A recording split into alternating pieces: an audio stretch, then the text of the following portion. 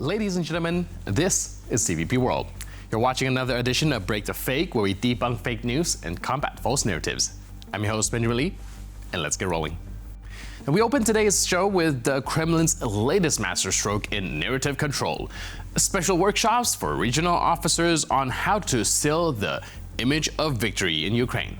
Held at the charming Senes retreat near Moscow, these sessions are less about governance and more about creative storytelling. After all, when reality doesn't cooperate, why not just rebrand it? Now, apparently, Putin has his cronies have already decided that the end of their so-called special military operation is in sight, and spoiler alert, is going to be a success. Sure, the army might still be bogged down and the sanctions are strangling the Russian economy, but hey, who needs facts when you have workshops? Just imagine the PowerPoint slides. How to convince citizens that a tactical retreat is actually a grand triumph, or repainting rubble as a foundation of victory.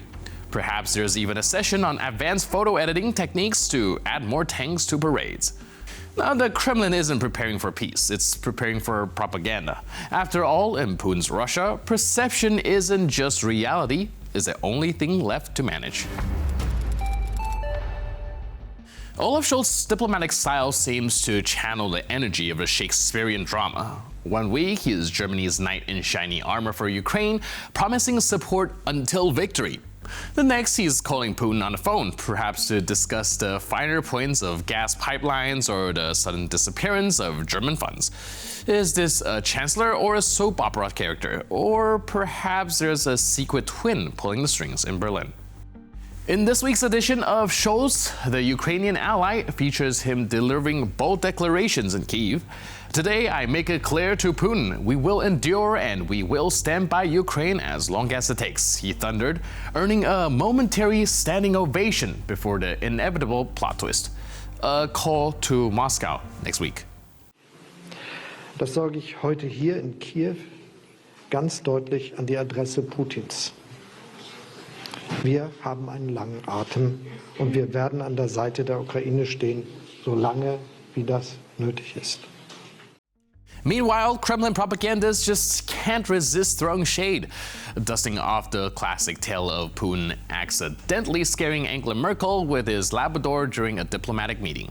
They gleefully reminded the world of that peculiar brand of Russian hospitality.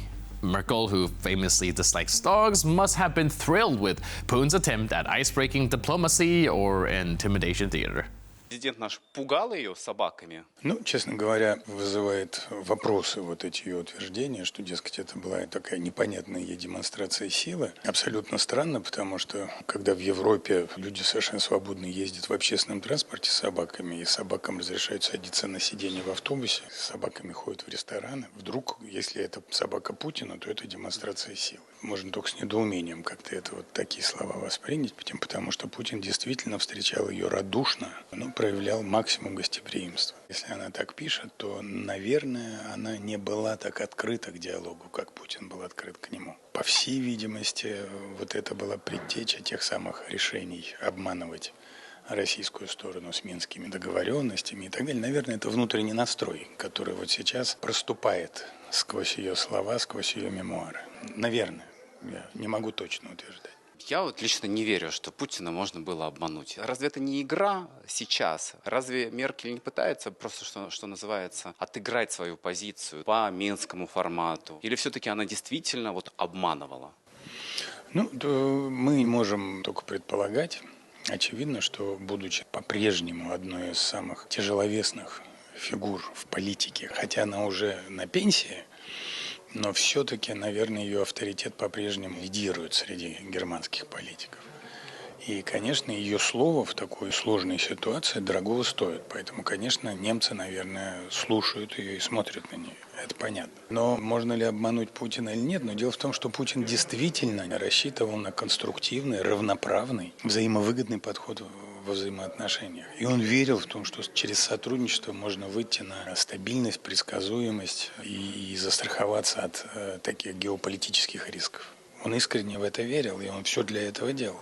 Он всегда готов принимать во внимание озабоченности друг друга. То есть то, о чем мы сейчас говорим, как наше мировоззрение. Но, по всей видимости, не совсем это корреспондировалось с истинным настроем, который тогда был внутри Меркель самой. Якобы он опоздал на саммит в Хайлигендаме, потому что пиво пил. Ну, так вот, с ее слов выходит. Дело в том, что на саммитах происходит всегда на полях общения. Лидеры общаются друг с другом, лидеры общаются с тем, с кем необходимо общаться в этот момент. И это напряженная работа. И да, бывают случаи, когда какие-то контакты сдвигают другие контакты вправо. Такое бывает. Но опять же, это не демонстрация силы.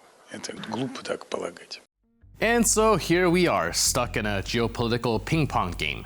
Scholz plays the unpredictable partner, Putin the cartoonish villain with a penchant for canine ambushes, and Europe collectively wonders, is this a crisis, a comedy, or just another Tuesday? Putin's laughter over the Romanian elections is almost endearing, like a schoolyard bully mocking a test that he didn't bother to take. A right-wing pro-Russian candidate winning the first round cue the Kremlin's chuckle of approval. But let's not forget the real comedy here. Russia itself, where elections are more of a costume party than a democratic process. Imagine Putin smugly commenting, one candidate wasn't to their liking, they decided to recount the votes. Oh, the irony coming from a man whose idea of recount involves a single candidate getting 146% of the votes. It's not even mention the complete absence of any actual competition in Russia's presidential elections. After all, why bother with opposition when you can just, rewrite the script? Один кандидат не понравился властям. Решили пересчитать голоса. Ну, я не про это, но это часто, да. Вот. Нет, почему? Это в Румынии происходит. So while Putin giggles over democracy in Romania, let's take a moment to appreciate the theatrical masterpiece that's Russian politics. A one-man show with zero plot twists. Truly, the Kremlin knows how to keep the laughs coming, even if the joke's always on them.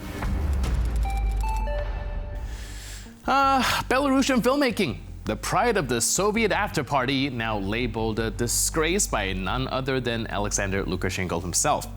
Once a Holocaust manager, now a self-appointed cultural critic, Lukashenko has tasked his freshly minted Minister of Culture, Ruslan Chernetsky, with either fixing the industry or quite literally dying in the process.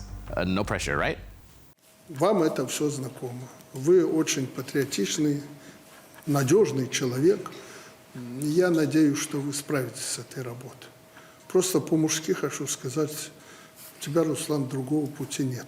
Или умереть, или навести порядок в этой сфере.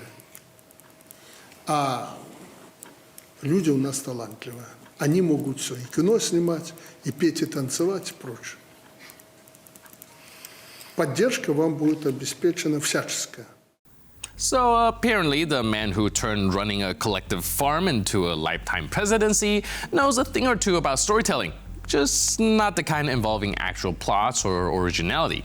With his flair for drama, Lukashenko laments the glory days of Soviet cinema, back when films glorified tractors and five-year plans. Now he demands a cinematic revolution worthy of, himself. Chernetsky, for his part, dreams of making Belarus a filmmaking hub, a bold claim for a country where the closest thing to the Hollywood is likely a grain silo with a fresh coat of paint.